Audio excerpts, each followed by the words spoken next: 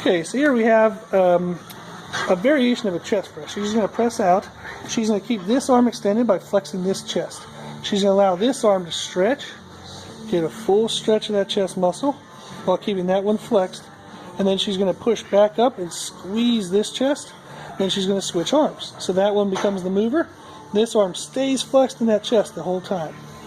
So this technique doesn't necessarily overload the muscle with more weight, but it overloads it with more time under tension. So that muscle is staying busy the entire set. So we might only end up doing 10 presses, which is 5 per arm, but it's going to take well over a minute in terms of stress.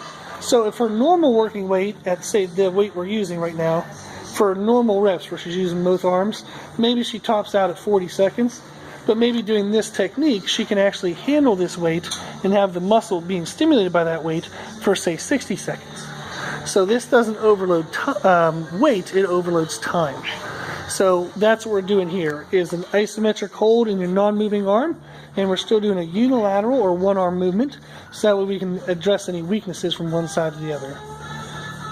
Okay, so this is a really cool technique as well to overload the muscles with more work than they're used to.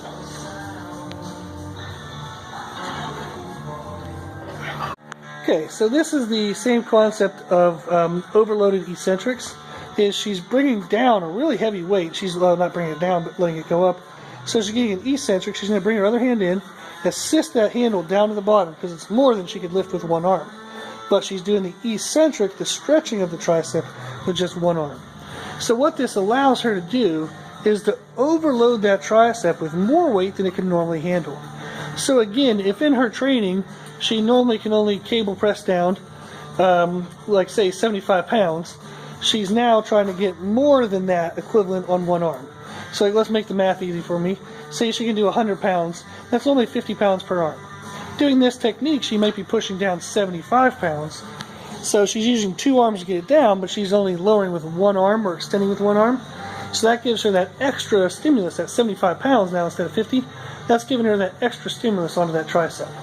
So again, it's an assisted contraction and then a unilateral or one limb eccentric. So, and again, the point of this is it allows her to overload that muscle with more stress than it's normally used to. And this is very good, especially in females, if their normal working weights are relatively light.